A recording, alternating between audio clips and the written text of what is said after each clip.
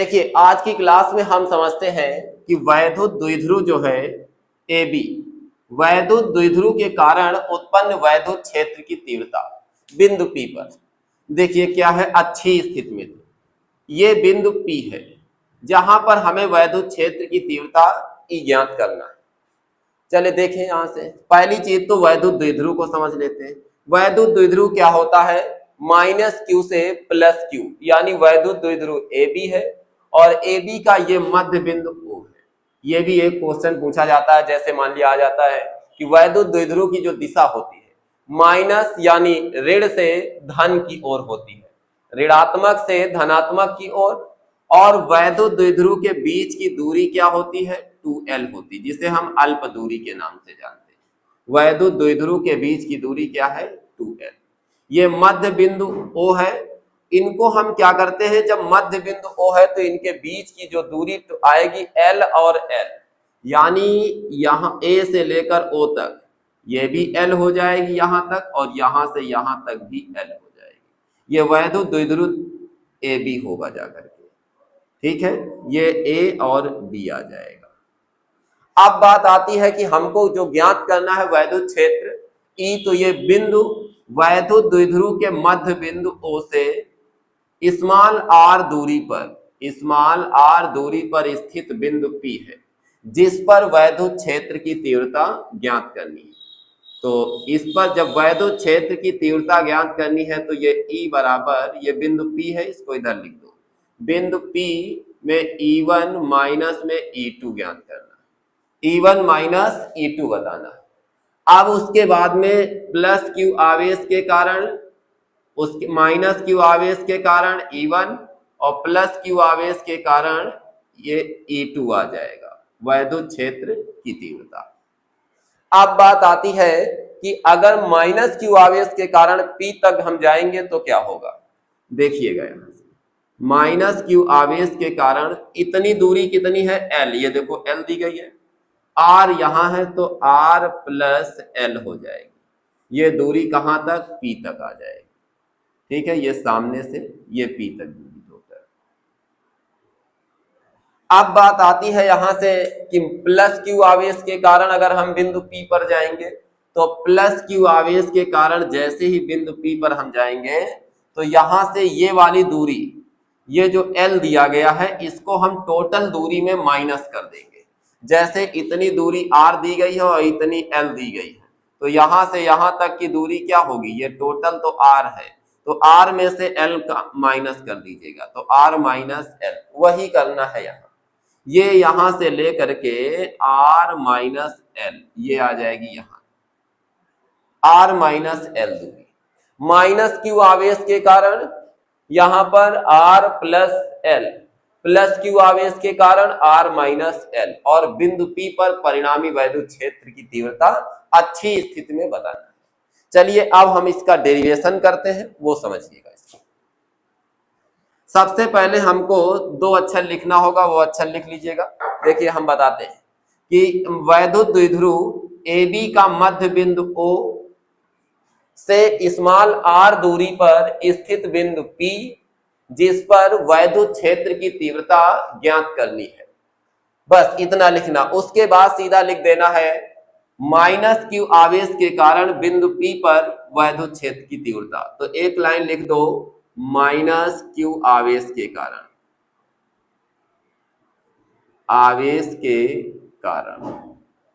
Minus Q आवेश के कारण वैद्युत क्षेत्र की तीव्रता E1 is equal to 1/4 pi epsilon naught into Q upon में माइनस Q आवेश के कारण R प्लस L है।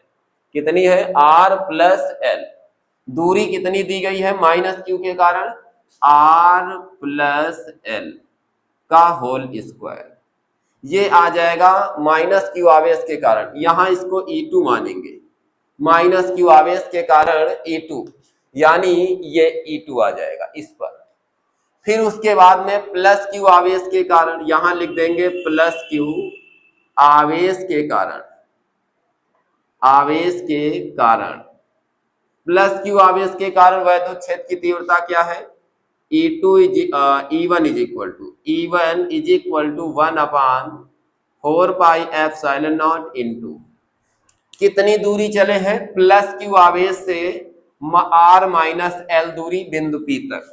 तो ये आवेश कितना है Q और ये आ जाएगा r माइनस एल का होल स्क्वायर, ये निकल करके आएगा। प्लस क्यू आवेश के कारण E1 यानी प्लस क्यू आवेश था तो E1 और माइनस क्यू आवेश के कारण E2 पर यानी E2। अब यहां से समझिएगा E1 और E2 दोनों ज्ञात हो गए। उसके बाद में बिंदु P पर परिणामी वैद्युत क्षेत्र की तीव्रता यहां पर लिखेंगे, अतः बिंदु P पर परिणामी वैद्युत क्षेत्र की तीव्रता, परिणामी वैद्युत क्षेत्र की तीव्रता, वैद्युत क्षेत्र की तीव्रता। तो बिंदु P पर परिणामी वैद्युत क्षेत्र E is equal to E1 minus E2 आ जाएगा। वैद्युत क्षेत्र E is equal to E1 minus E2, तो E बराबर यहां से E1 की वैल्यू देखिएगा, ये भी बराबर है, ये भी बराबर है, तो इसको 1/4 पाई एप्सिलॉन नॉट इंटू में Q अपान में E1 का मान कितना है r माइनस एल का होल स्क्वायर माइनस E2 का मान 4 पाई एप्सिलॉन नॉट इंटू में Q अपान में r प्लस एल का होल स्क्वायर, ये निकल के आएगा। उसके बाद में यहां से एक काम करिए, Q को कॉमन कर लीजिएगा, 4 पाई एप्सिलॉन नॉट को कॉमन करिएगा। इसमें से क्या होता है, यदि परावैद्युतांक माध्यम होता है तो यहां पर हम K लगा लेते हैं, यदि परावैद्युतांक होगा तब। अगर नहीं होगा तो हम लगा सकते हैं, अगर आता है परावैद्युतांक माध्यम में तो लगा देंगे, नहीं तो हम आगे बाद में भी लगा सकते हैं। इसको यहां से Q अपान में 4 पाई एप्सिलॉन नॉट इंटू में ब्रैकेट में लिख दो, ये 1/r माइनस एल का whole square minus 1/r plus L का होल स्क्वायर, इतना निकल करके आएगा। उसके बाद में यहां इसका एलसीएम ले लेंगे, तो ये आ जाएगा Q अपान में 4 पाई एप्सिलॉन नॉट,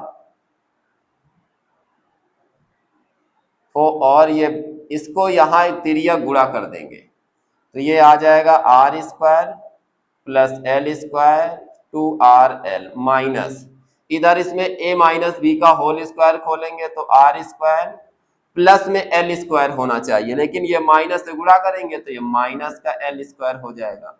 इसमें -2ab होगा तो ये माइनस से गुणा कर दोगे तो प्लस 2rl हो जाएगा, 2rl ये निकल करके आएगा। आप ध्यान दीजिएगा, इधर ये लिखा हुआ है a प्लस बी और इधर लिखा है a minus B, a minus B a plus B, दोनों a square minus B square सूत्र बन जाएगा, यानी a square minus B square, फिर ऊपर क्या लगा है पावर में a स्क्वायर, घात में a स्क्वायर दिया गया है। उसके बाद में अब हम इधर आते हैं, ध्यान दीजिएगा, इधर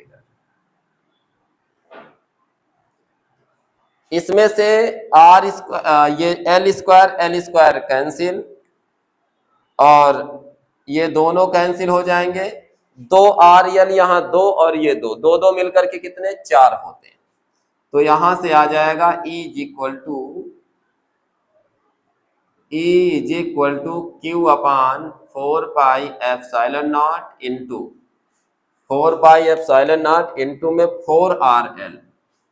4rl अपान में नीचे r square minus L square, ये जो r और l दोनों है, r स्क्वायर की तुलना में l स्क्वायर को छोड़ने पर यहां लिख देना, क्योंकि r square is greater than L square, अति सूक्ष्म है, r स्क्वायर की तुलना में l स्क्वायर को छोड़ने पर यहां चाहना तो एक लाइन लिख देना, r स्क्वायर की तुलना में तुलना में एल स्क्वायर को छोड़ने पर